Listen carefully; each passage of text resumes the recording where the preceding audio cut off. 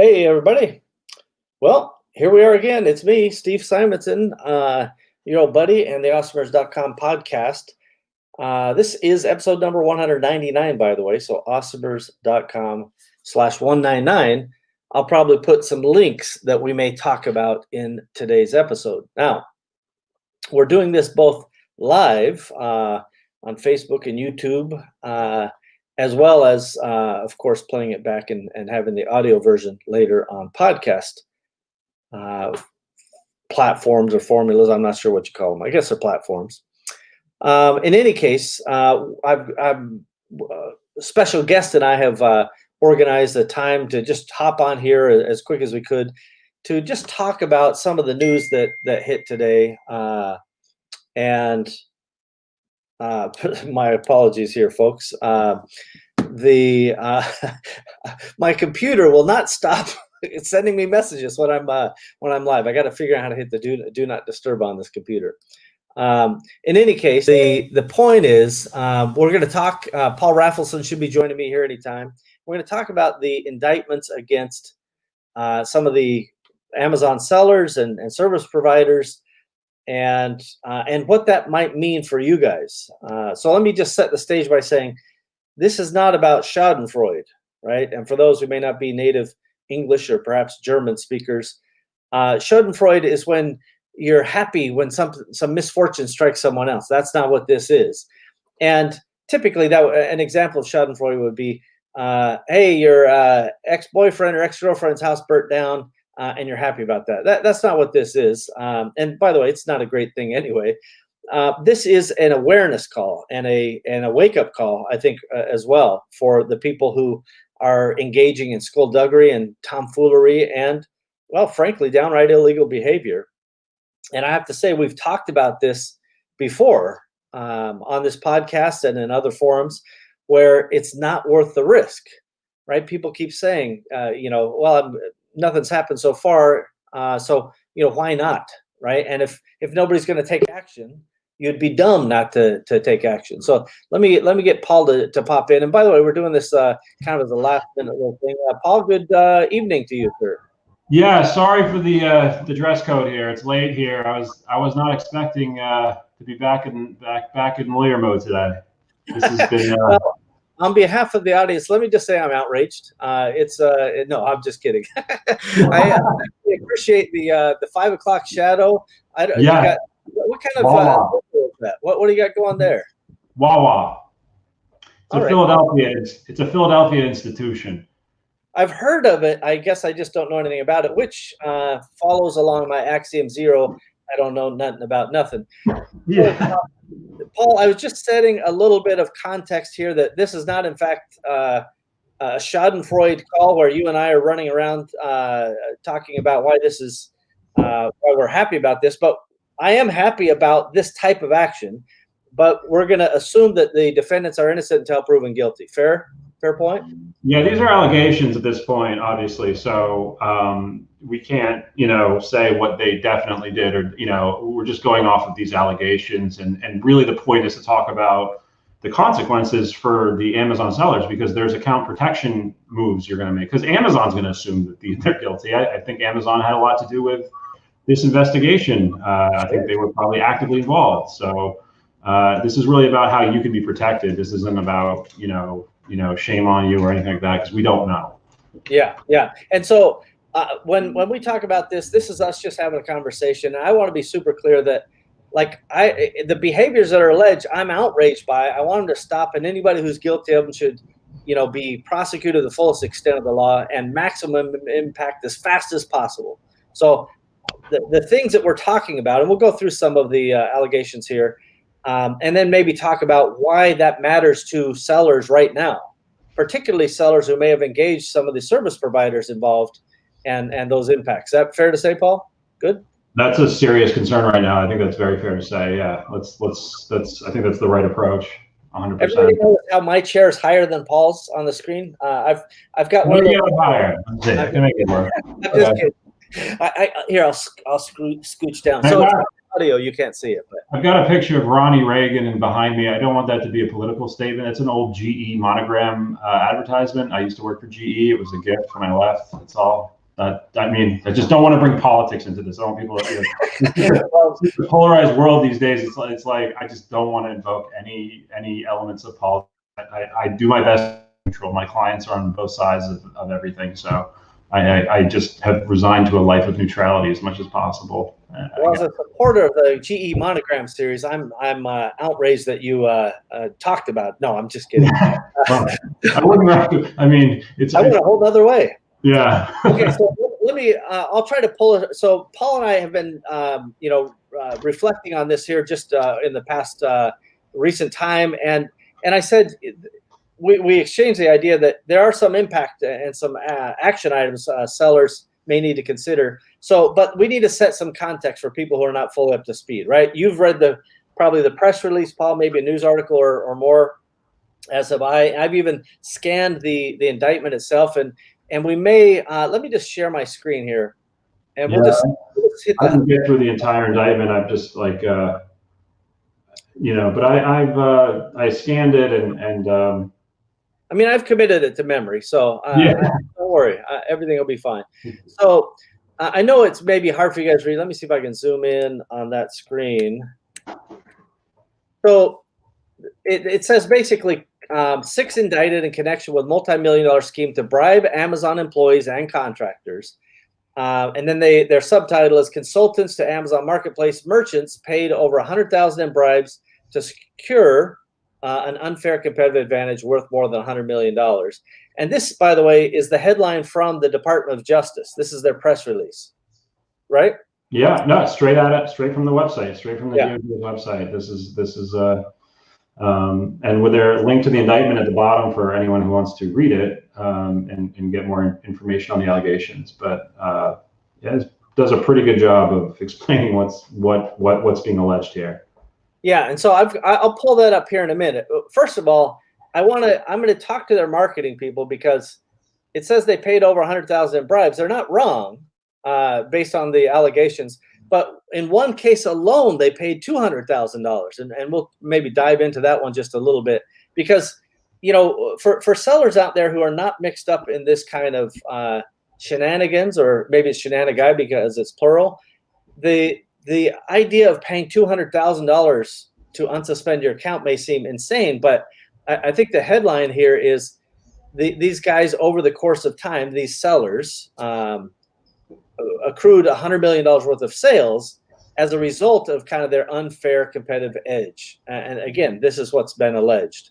That's a serious return on investment. Yeah. I have to say, this is a temptation to anybody who doesn't believe that that they'll ever be caught. And just before you're able to join, I specifically was talking about the idea that I'm a pretty much a white hat guy. Like I don't mind breaking rules, but not laws, right? So if Amazon goes, hey, never send an email to a customer, it's like, maybe I send an email to a customer. I'm not breaking any laws there. Maybe Amazon gets mad, maybe they don't.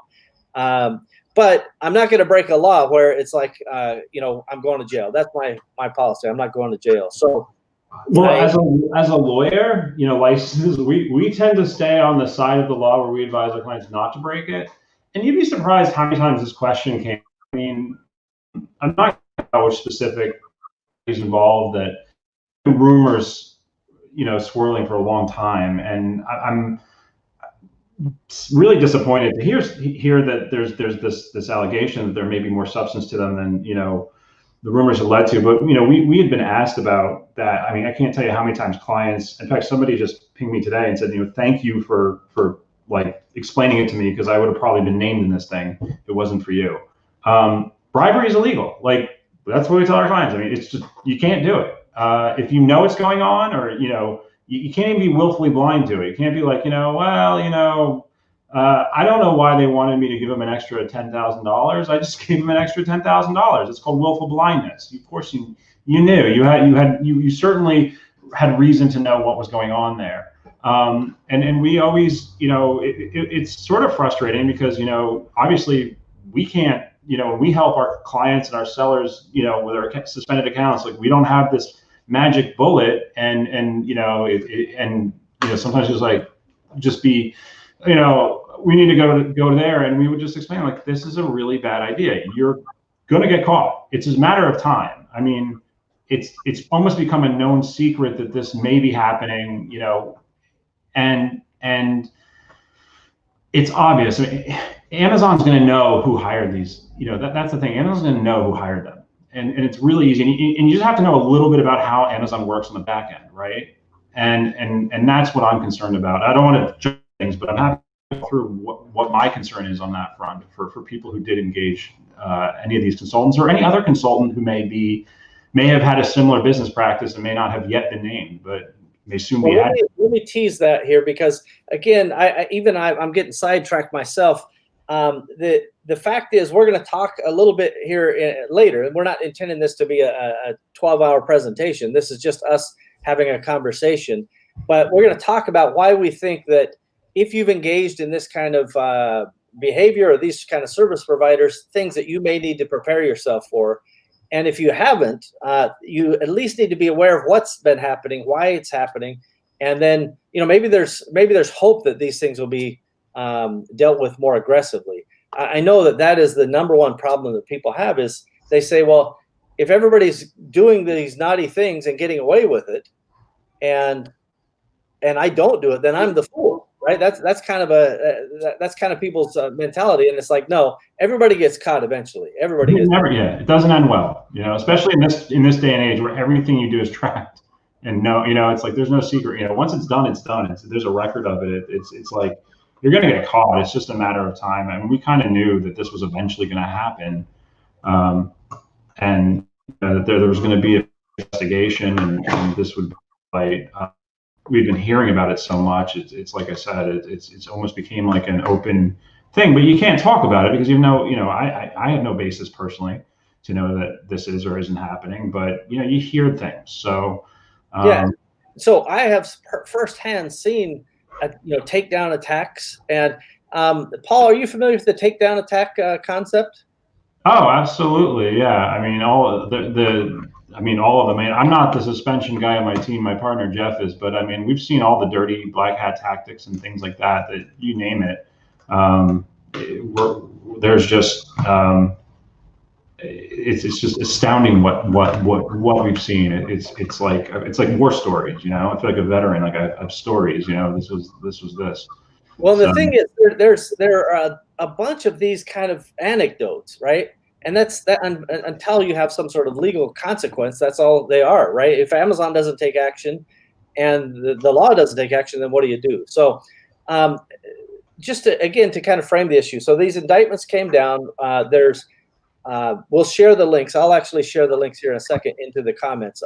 But here's what a takedown. So the allegations are that these folks were not just involved in bribing; they were involved in anti-competitive behavior, like they call them self-styled takedowns. And so I'm going to add this to the screenshot. So I guess it doesn't help if we go full screen. So basically, a takedown is when they took over somebody's listing and they put up, derogatory or pornographic. They didn't include that in the indictment, but any kind of things that would essentially destroy that listing. Like if you're selling a throw blanket, you're probably not going to get a lot of sales if that's your main image, right? And they actually referred to some of these as the mask.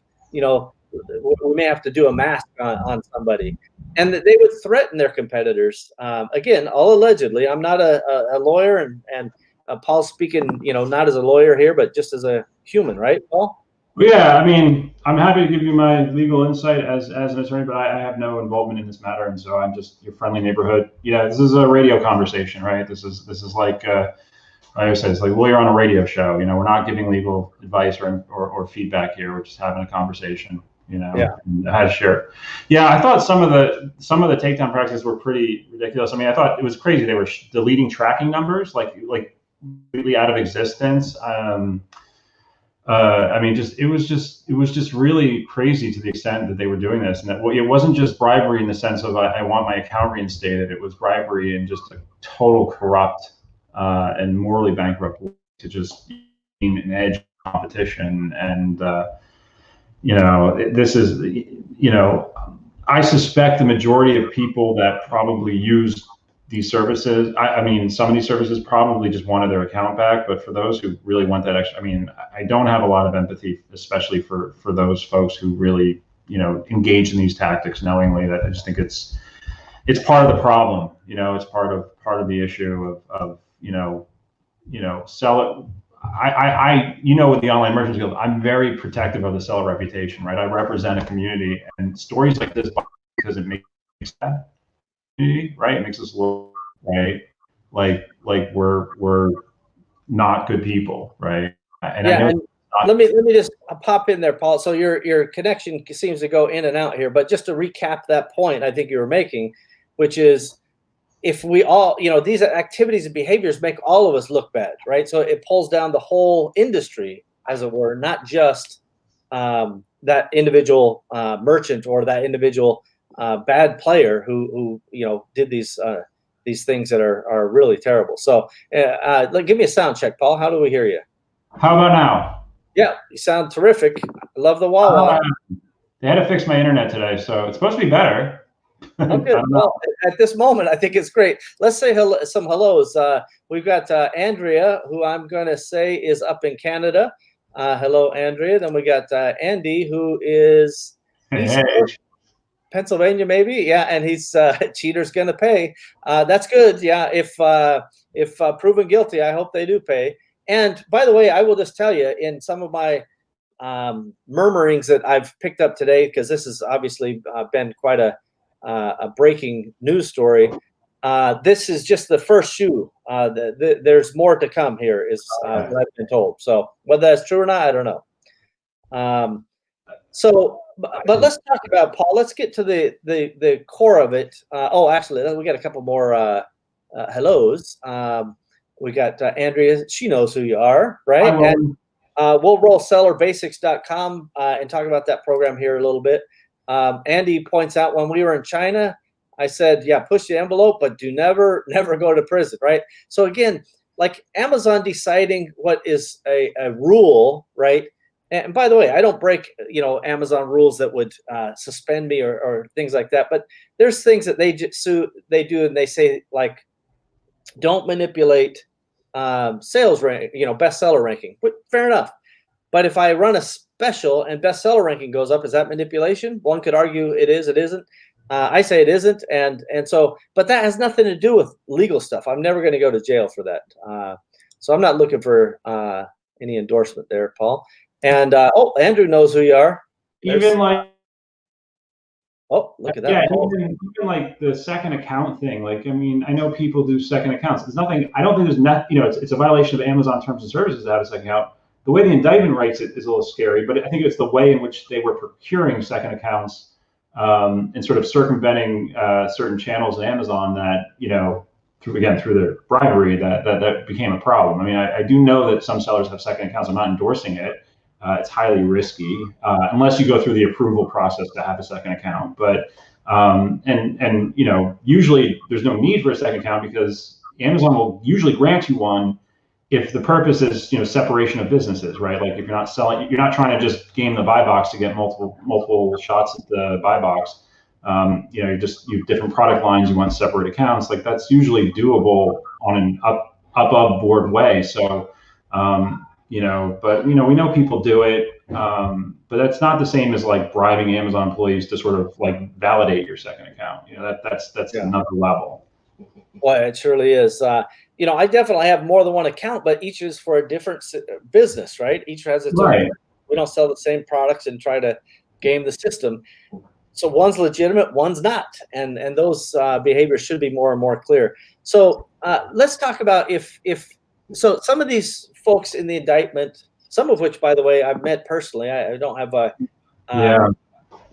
lot of history there, but I've been to the New York get together, and by the way, best buffets ever. I mean, my biggest concern is that this guy's found guilty and that buffet goes away. I know that may be diminishing the purpose, but I'm telling you, that was the best food ever. Look at Paul. He's like, this is an outrage. How am I even associated with this guy? He's not everyone. He's outraged. If you can't laugh though, sometimes, I mean, it's like it's actually heartbreaking because I do know Ed. I mean, I talked to he's a nice guy, and I just it's hard. Like I mean, I don't know. It's just hard to. I can't. I'm kind of at words because really, I've been to the same events and run into him in other events, and on a personal level, he's a very warm person actually, and I'm sad to see this. Like, it's just not. Like, you don't want this to happen to anybody. But that's right. What do you do? I mean, again, the allegations are the allegations. Who knows? Maybe there's an explanation. I don't know. But yeah, and that's the point. Is the facts will come out in court. But if you have engaged some of these service providers, whether it's these particular defendants or others who say that they can go get rid of negative reviews or get suspensions, and they're using these cloak and dagger tactics, there's a potential problem for you, even if you're not currently let's say named in this indictment. Let's talk about how Amazon will look at some of these types of service providers, or perhaps there are other clients that they haven't that are not part of the news. What's the situation, Paul, as you see it? Yeah, so I have a little bit of inside baseball on TRMS and how Amazon works, because I used to be married to a seller performance person, and so I've not so much from my wife, but I used to hang out with those people. I mean, that was my circle of friends in Seattle. I worked at Microsoft, but all of my coworkers were kind of like, had kids, and and all the Amazon people were kind of more my age. And so we tended to go out and hang out with the Amazon people more than the Microsoft people. And the whole crew was the seller performance team, right? People some of whom are consultants right now. So, I mean, I've kind of had insight into this program. I don't have any insight or anything, and obviously our firm would never engage in anything like that because, again, we understand the consequences and it's illegal to boot. But here's the problem.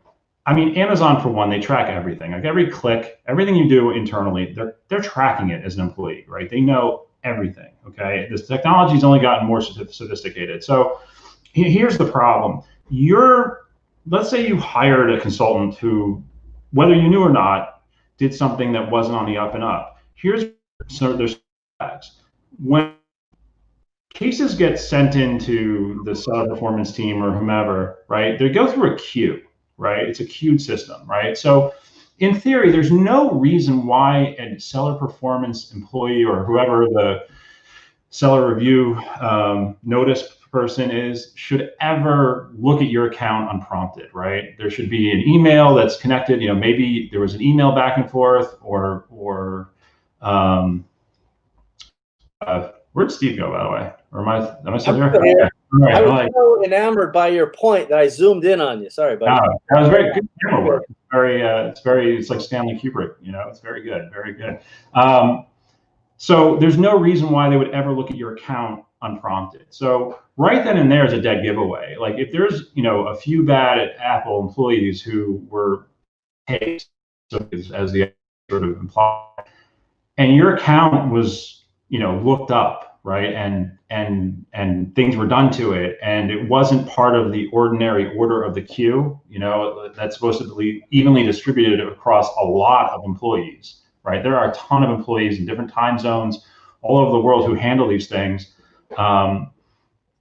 That's going to be a red flag right there. So and that's the first thing Amazon's going to look at. They're going to say, okay, who were the employees that were taking the bribes, supposedly, and what accounts did they look at? And which of those accounts were part of their ordinary queue of accounts that they were supposed to handle in just the random order of things? And which ones were like sort of special lookups? It's kind of like, remember when Facebook first started, there was this whole scandal about how anybody at Facebook could just look up anybody's profile. Right. It's kind of like, well, what business do you have looking up anybody's profile, right? I mean, you're not supposed to do that, and eventually they lock it out. It's sort of going to be the same issue here. It's going to be like, what business did you have looking at Joe Smith's account when Joe Smith was nowhere in your queue, right? Like, why did you do that and then make these changes? And so there's going to be a lot of dead giveaways. And I obviously don't know enough about the inside. I'm sure there's more. I'm sure Amazon knows every single account that was involved, because they were probably feeding this information to the government to insulate themselves when they found out about it, when enough information had been provided.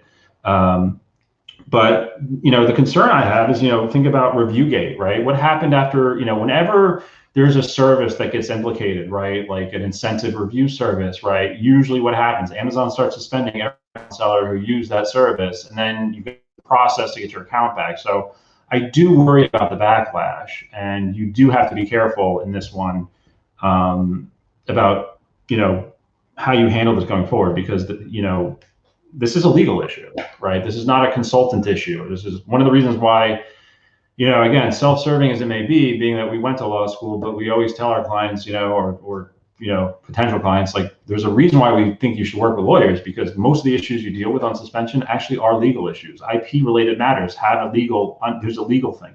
Somebody who's legally trained really isn't the same as an attorney. You don't get a privilege, right? So first of all, like, if you want to tell what happened, if you tell what happened, there's no privilege, right? They could force that person to testify and tell you what you said. We actually have a special privilege as attorneys where anything you tell us, we can't tell it to the government. The government can't force us to tell it, right? It's actually kept secret under law. Otherwise, who would trust their attorneys, right? It has to work that way. So, if you have used one of these services, I would just say get in touch with a lawyer.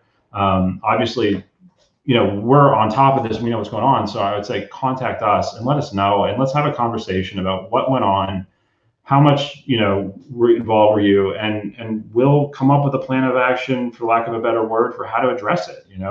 If Amazon does come down on you, what are we going to do, right? If somebody from the government reaches out to you, what are we going to do? Let's evaluate your case. But it's really important that you do this. And I feel like, for lack of a I feel crappy, because I feel like how self-serving is I'm coming on this thing and crapping on this thing and saying you need to hire a lawyer, and look, here I am. I get that, but it's important. Like, what do you want me to do? Yeah, but let me reframe that, buddy. So first of all, Paul gives and gives and gives, and then he's my on-demand expert, and I'm the one who asked him to come on because I know people need lawyers, right? Too often they don't think about that. Too often they don't think about representation. I have a fleet of lawyers, by the way. I got lawyers for this and lawyers for that. There's a fleet of lawyers because there's these specialties. And I do want to call people's attention. So to you have a sellerbasics.com, which is kind of like a suspension insurance plan, right? They just pay some monthly amount, and if they run into trouble, you help them. Is that true? Do I understand it right? Yeah, Seller Basics is actually really cool. It's like a $99 a month program where a lot of our services are because we're trying to dispel the myth that legal, because I think part of the problem is everyone just assumes lawyer. I'm going to be in for 40 grand. Obviously, we're not going to be in business in this market. If we're the most expensive option for sellers, and so sometimes they revert to consultants who tend to be sometimes more expensive than us. So we created Seller Basics as sort of like as an insurance approach. It's not insurance because we don't insure any losses, but what we do is we basically provide a discount of our services. So like if somebody gets one of those IP complaints, it's like $150 as a member for us to go after the brand owner and seek a retraction.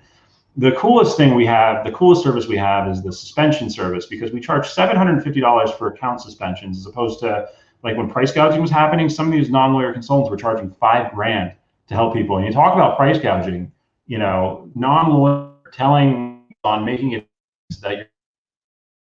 Yeah, and we got Robot Rafelson making another appearance here, Paul. So oh, no. Let me just jump in for a minute. I can see you again. I think you're good, but I want to just restate that point. So there are service providers. In fact, part of this indictment points out that they're going to pay somebody. Again, the allegation is that they're going to pay somebody $5,500, and the service provider is going to throw in $1,000 for themselves, because that's what profit's profit. So that's a $6,500 situation.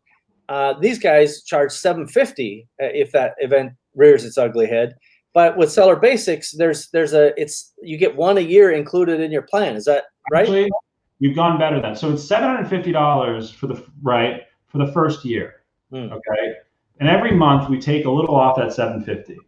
And here's where it gets good, because we're as we've grown. This started as kind of an experiment. We're like, how can we make legal access more affordable and accessible to our members? Yeah. And we're looking at the numbers, we're like, you know what? Let's just stop charging for seller account suspensions. So actually, after the first year, that $750 fee is waived. And what does an account suspension mean? It means everything possible other than arbitration. It means however many emails and letters to seller performance, letters to Amazon Legal. If we have to do an executive appeal, aka a Jeff Bezos email, which is Supreme Court of Amazon, we do whatever is human possible. Only Okay, if. so hang on, robot. It's time to call the cable company again. Yeah. Let me just take a palate cleanser there, and I'll try to reframe that point one more time. So again, what I like about the Seller Basics concept is that they have this monthly subscription. So I would just call it peace of mind, because instead of going, oh no, this happened, what am I going to do? You already have a plan. You're ready.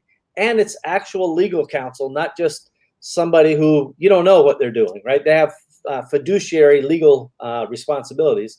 And then this, over the course of the year, if you're having a suspension, they got your back, right? And that's part of the thing. And then in the future, and whatever dollars change hands, that's not the important part of this conversation.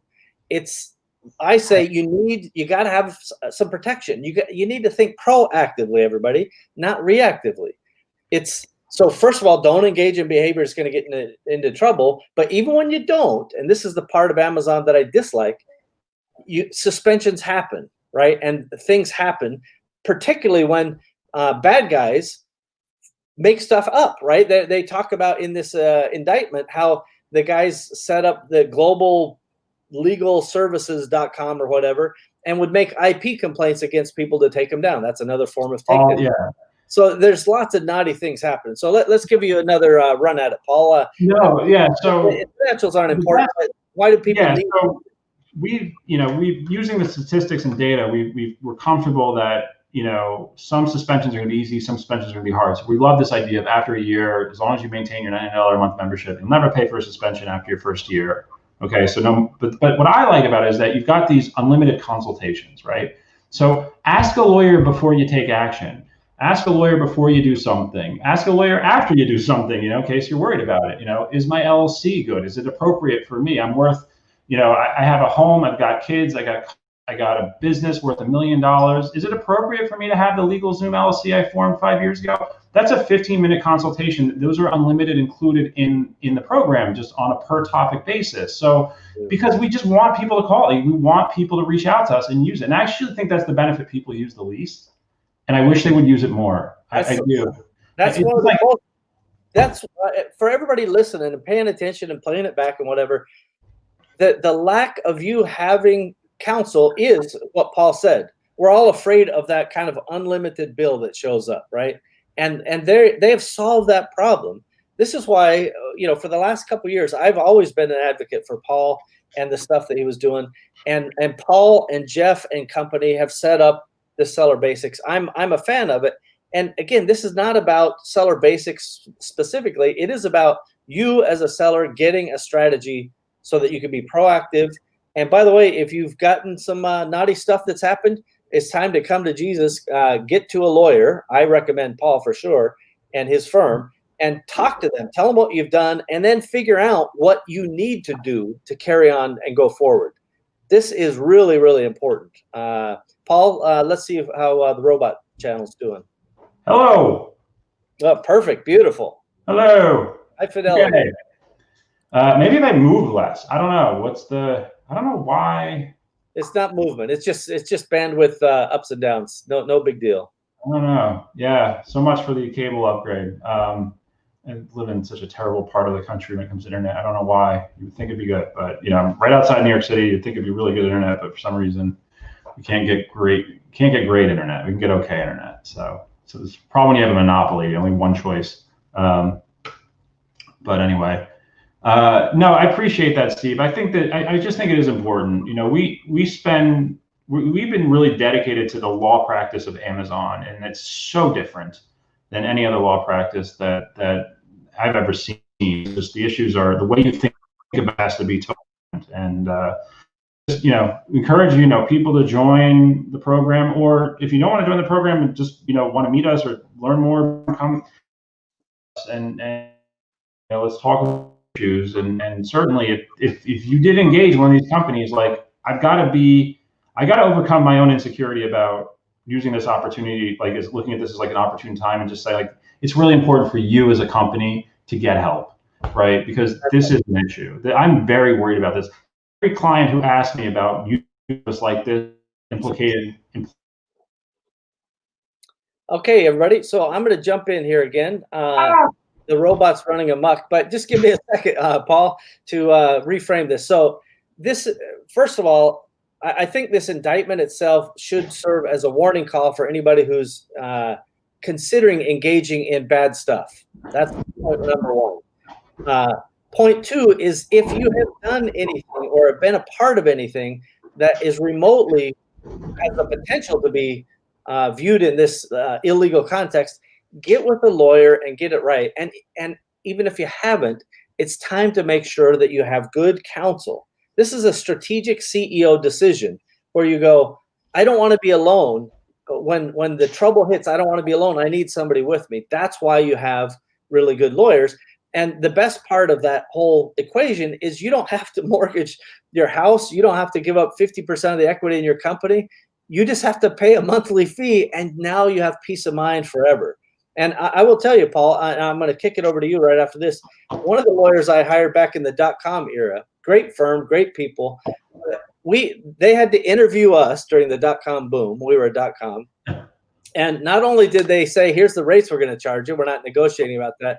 We also want warrants in your company, right? They're charging for that. We had to give up equity potentially, via stock warrants. So the difference in how you guys approach it, you're very fair. You think of the sellers first, and I think that's really great. So anyway, I'm a huge fan, and it's of world-class caliber legal talent. So Paul, let's see how your connection is. All right, I tried earpods. Does that work any better? Sounds good. All right, maybe it's the coming through the camera. I don't know, but no, I appreciate the kind words, Steve. I really do. I mean, this is fun for me. I mean, it's not fun to see stuff like this happen, but I mean, the practice, this developing this practice it was a strange life path that I was not one I expected to take. So I mean, I'm lucky and feel glad that you did. As I don't know if that was a natural break or just pixelated on you. But no, so let's in. Go ahead, Paul. No, I'll just say, so yeah, no, I do. I appreciate every opportunity I have to serve our clients. I think it's really, for me, this is cutting edge stuff. The world hasn't figured it out. And for somebody, I'm a big believer in fate because of my path of the last 3 years, because, the fact that something as stupid, as benign as state and local tax law and the foundations behind that having mass impact across all of e-commerce, the similar concepts, just odd turn of events, It truly is. Yeah, it truly is. For those who don't know Paul's history, you go to awesomers.com/3. He was episode number 3 of the awesomers.com podcast. This is episode number 199, by the way. So wow. There's been a couple since then. But you can hear some great stuff about Paul's origin story. Although I will warn you, some of the sales tax stuff we talked about at the time has changed since a lot has changed. Yeah, the law has changed. It's not over yet. We're actually working on a new filing very soon this month. We will file something soon this month. Yeah, always things happen, but make sure you take legal advice on a timely basis. So if you guys watch and have questions, please get those in. Let me just put in a couple things here. So Andrea asked, are they going to out the brands involved? So I think that's basically the brands that are involved in the indictment. They're discussing things like client 1, victim 1, client 2, victim 2. Paul, what's the situation on that? Do they make those public at some point, or do we just have to try to decode it, or how does that work?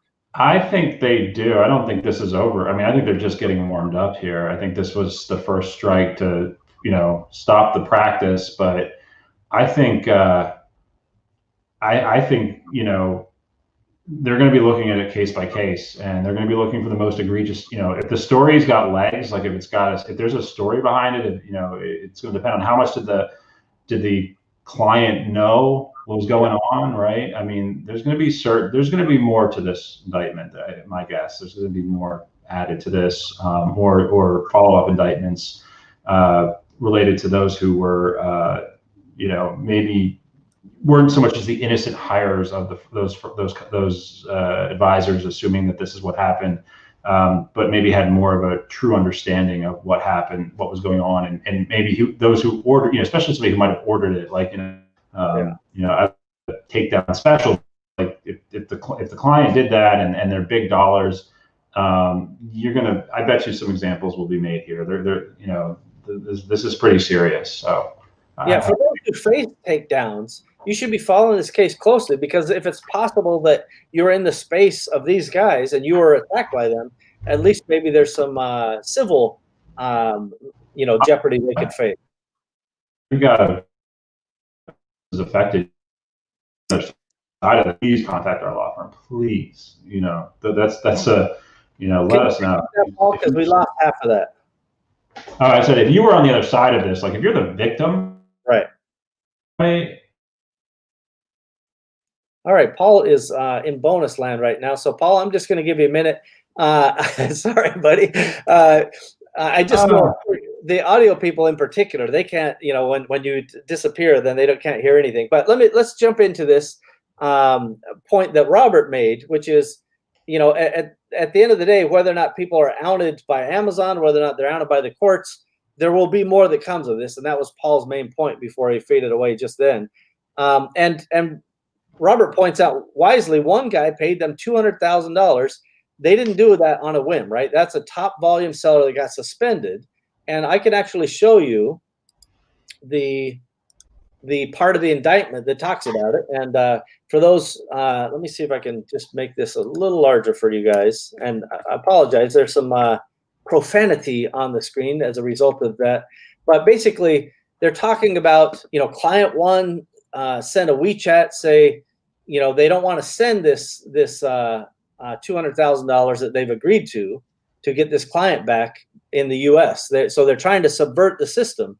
So they're like, do it in Hong Kong or India. And basically, this means they know what they're doing is wrong, right? In my view, that's how I read it. And again, they're innocent till proven guilty. But the point is, somebody put together $200,000 to get their reinstatement. That just shows you what a high volume seller there was.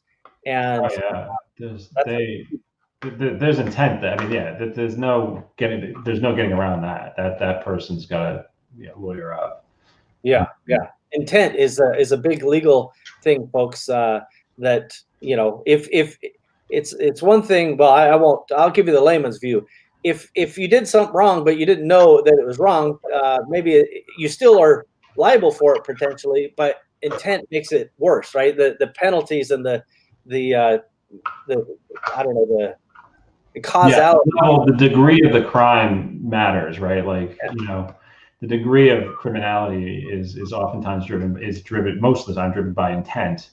And so when I was talking earlier about willful blindness, for example, where, there was no clear intent, but you kind of knew, that's sort of this gray area where it's like, you kind of know what's going on. You're just kind of turning a blind eye to it, right? There's an element of intent even embedded in that. But really intent is that's, you're putting some $200,000 in account and I mean, it's clear they were trying to do this intentional, it's fraud, right? Fraud is intentional misrepresentation, right? If I sell you this tchotchke and it's counterfeit and I didn't know it was counterfeit, maybe there's no criminality to this because I didn't know any better, right? I am committing misrepresentation as a tort, but if I knowingly sell you this counterfeit tchotchke, now I've committed a crime, right? So the intent adds to the criminality. And this is a criminal indictment. There's really scary words here like fraud, and it's pretty serious. And I mean, the way I read it, Paul, and again, I'm a layperson, but if they were found guilty of some or all of these charges, well, let's just say all of these charges, there's jail time, not just penalties of financial. There's criminal, like go to jail behind bars kind of stuff. Yeah, that's what U.S. attorneys typically like to invest. Yes, this is a big deal. This is whether there'll be some sort of settlement or resolution. I don't know if there's a slap on the wrist for this one. I think there's going to be big fines and probably. If the behavior they allege is true, like it says here that a client 4, on multiple occasions, the members of the conspiracy collaborated on reinstatements, attacks, and other services for a specific client number 4. And the attacks part of it is like, it's one thing to go, hey, can somebody over there pull the magic switch so I'll get my account back online? Now, if you're unfairly suspended, as Amazon can do, then you kind of want the magic button. Not to say you can break laws to get there, but if your product is unsafe, like that, you got safety warnings or other things that were legitimate, then you shouldn't try to subvert the system. And that's part of these allegations is if you're legitimately taken down and then you subvert the system of safety to get around it, that's not cool. Paul, what do you think? No, I mean, it's never cool. Like, I mean, you should never subvert, especially safety mechanisms and unsafe products. I mean, that's, I mean, sometimes it happens to everybody. Like every business owner at one time or another, I think, experiences, right? Not every business owner, but so many successful business owners, right, have experienced failures, right? Richard Branson I don't know if he went to jail, but he got arrested for tax fraud. I don't know if you know that, right? No. He was smuggling records from Europe and trying to avoid value-added tax, but driving them into the UK, right? I mean, people make mistakes. You may have made a product and it turns out it's subject to a recall. It may be subject to it may be deemed unsafe. There's ways to handle that. They're legal ways. There's a cost to it because you may have to, you now have a product you can't sell, and it's a life lesson. But trying to subvert that, by bending the rules, breaking the rules, is never a good idea because it almost always comes back to bite you, and it will be 100 times more destructive in the long run to you than taking the hurt now and learning from it and growing from it. Right?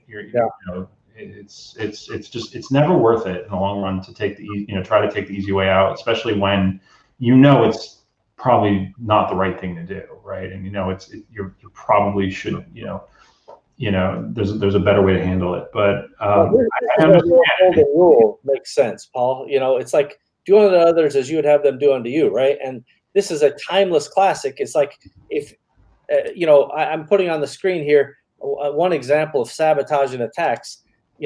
At the request of client 1, members of the conspiracy collaborated on multiple attacks.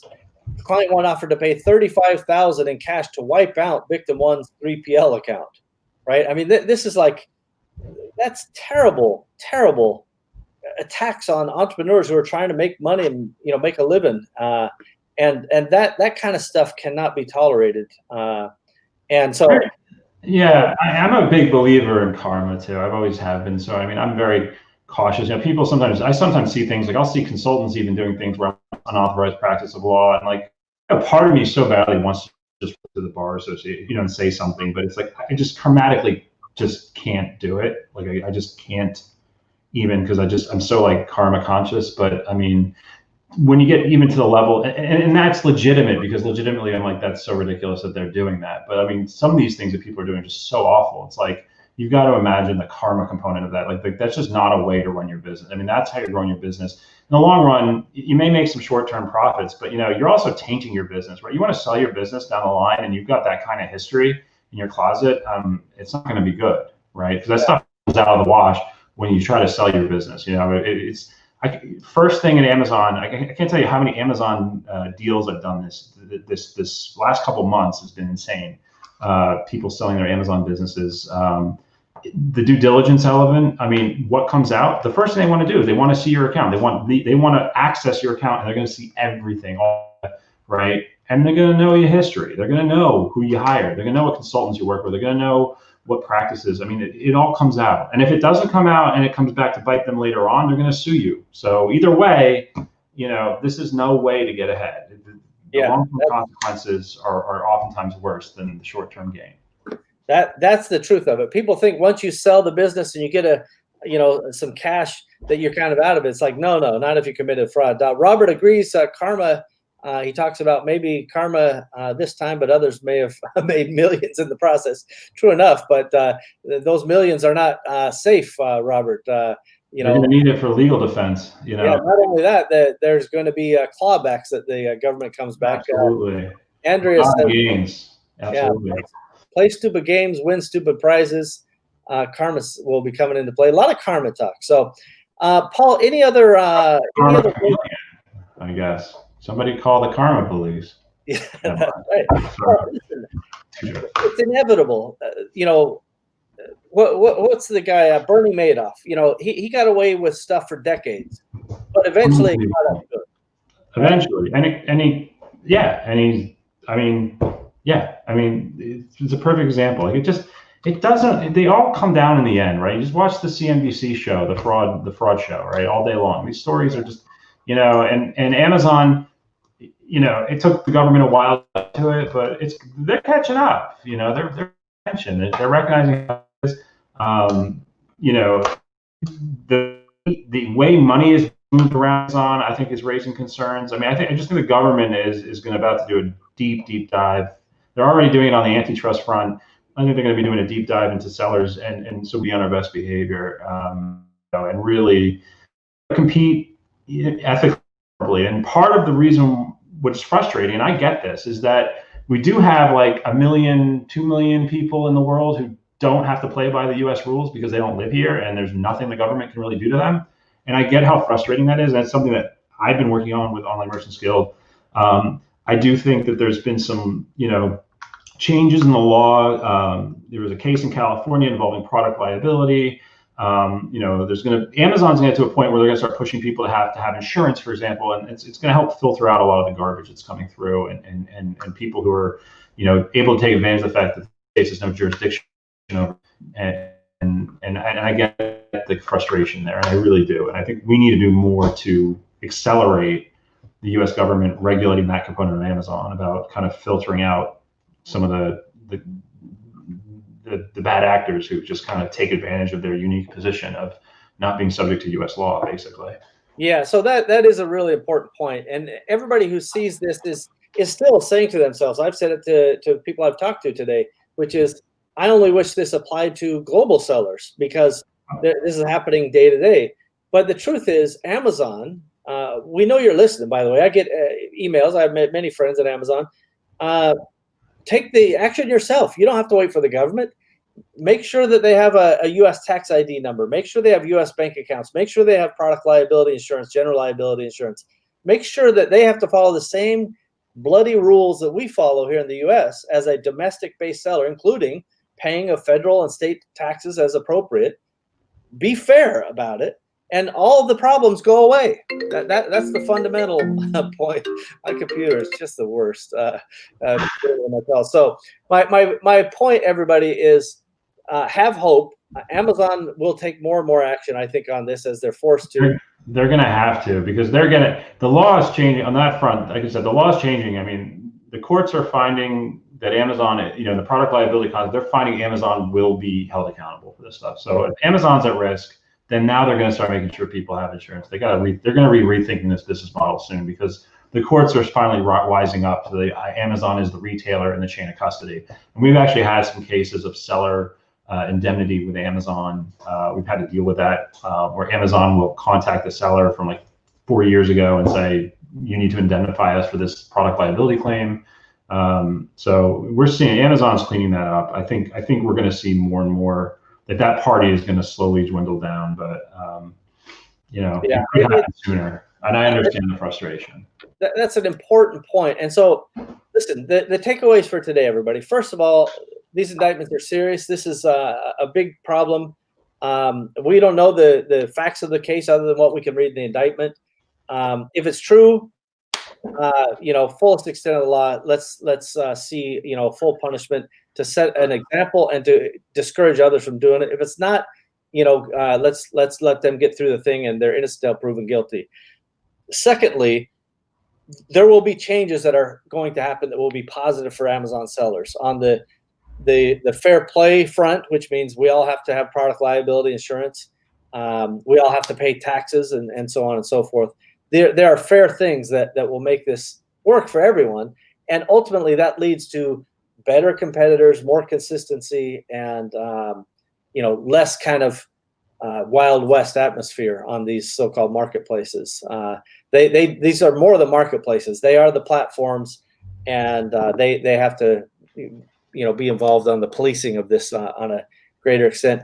We're running out of time here, Paul. I took up more time than I thought of yours. Thanks for it's Friday. Final words you have, buddy.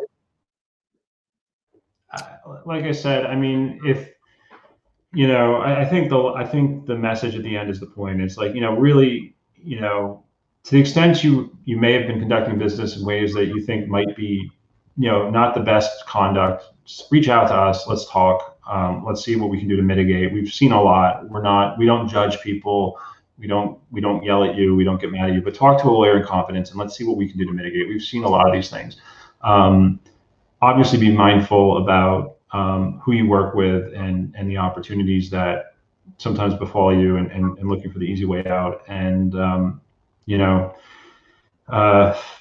keep your head up. And I think at the end of the day, like Steve was saying just now, like at the end of the day, this is for the better. Like a lot of what Amazon's doing, actually, even the disclosure of your company, right? Do you know how many foreign companies now want to have U.S. companies because they don't want to be seen as foreign, right? These are things are getting better. I think Amazon's starting to recognize that the government wants to see the marketplace regulated fairly and stop allowing these types of opportunities for advantages to happen. And I think that works in everyone's favor. So please hang in there, and we'll keep you posted on what's going on with this indictment. And as it progresses, I'm sure we'll be back to talk about it some more. I'm certainly happy to come back and talk about it some more. And if you have any questions, you know how to reach out to me. It's paul@ecomattorneys.com.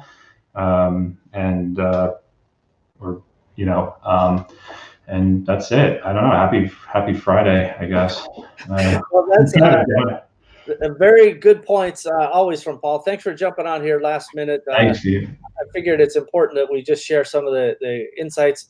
And for everybody, I just want you guys to remember, if you're trying to build equity, you're trying to build a business, you want to sell it eventually, get your ducks in a row, get your legal stuff right, and do it without going broke. That's the point. And Paul and his concept, and Jeff for that matter, they've put this stuff together to be a solution without it being something that breaks you. And so no matter your size, get in the game and check out sellerbasics.com, Ecom Attorneys.